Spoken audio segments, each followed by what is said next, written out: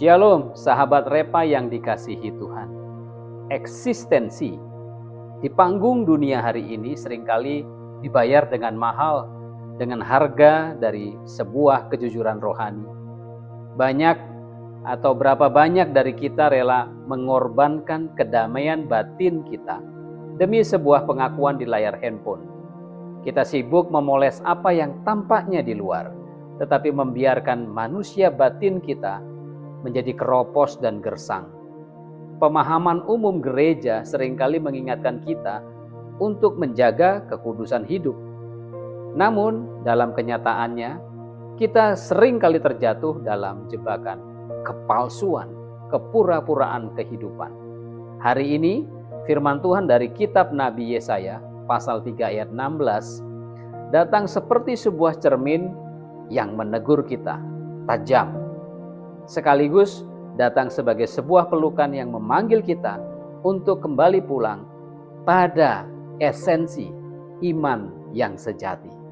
Sahabat, mari kita lihat ke belakang, ke dalam sebuah konteks sejarah sosial umat Tuhan ketika Nabi Yesaya. Penjelasan teologis dari tafsiran Alkitab mengungkapkan bahwa bangsa Yehuda saat itu sedang berada di jurang kemerosotan rohani dan kemerosotan moral yang sangat parah. Kaum wanita di Sion terjebak dalam gaya hidup hedonisme, senang-senang, hura-hura, dan obsesi buta terhadap penampilan fisik, penampilan lahiriah. Tujuan utama Nabi Yesaya menuliskan teguran ini adalah sebuah tuduhan ilahi yang untuk menghancurkan kesombongan egois mereka. Ketika para wanita sebuah bangsa kehilangan kepekaan moral dan menjadi sama egoisnya dengan para pemimpin yang korup, Nabi Yesaya menegaskan bahwa kehancuran bangsa itu sudah berada di ambang pintu.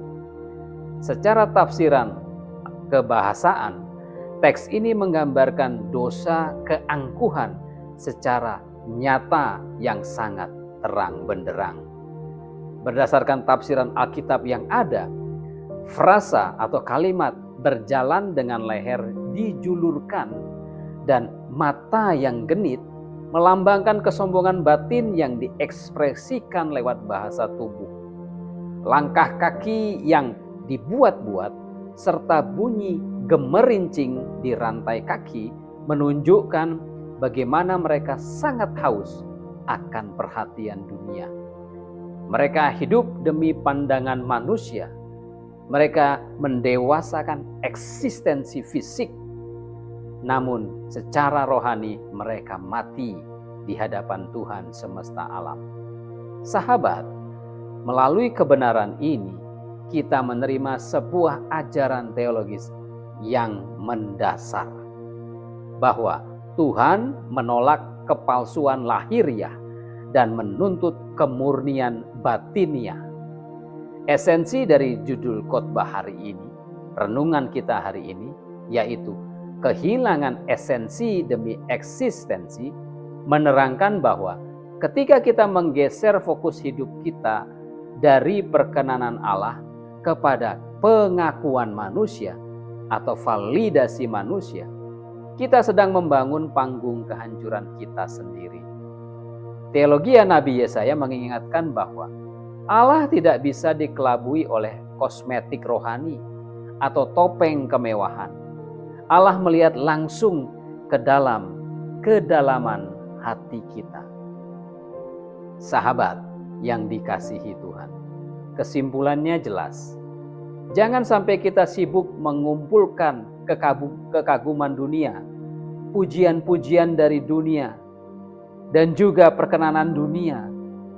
Namun, kita melupakan pencarian akan perkenanan Allah.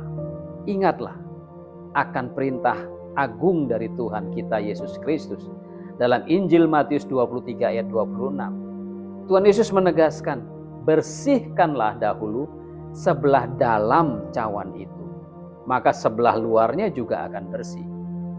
Hari ini kita berkomitmen untuk melakukan perubahan nyata.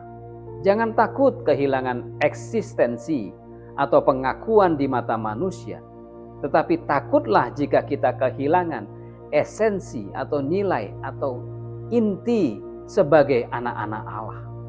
Mari kita ambil tindakan untuk terus belajar merendahkan diri, beradaptasi dengan kehendak Allah, dan menanggalkan segala kepalsuan hidup.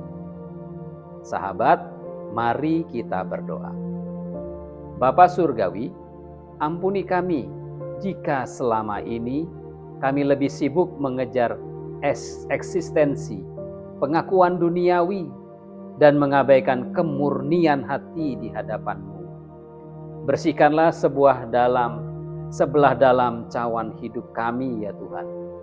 Cabutlah akar kesombongan dan kehausan akan pujian semu dari dalam jiwa kami. Mampukanlah umat-Mu untuk hidup dalam esensi iman yang sejati, menyatakan karakter Kristus yang rendah hati dan penuh kasih di tengah dunia ini. Di dalam nama Tuhan Yesus Kristus kami berdoa dan kami bersyukur. Amin.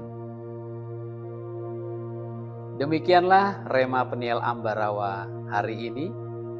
Jikalau sahabat diberkati, katakan amin dalam kolom komentar dan bagikan video ini ke lebih banyak orang sehingga banyak orang yang diberkati.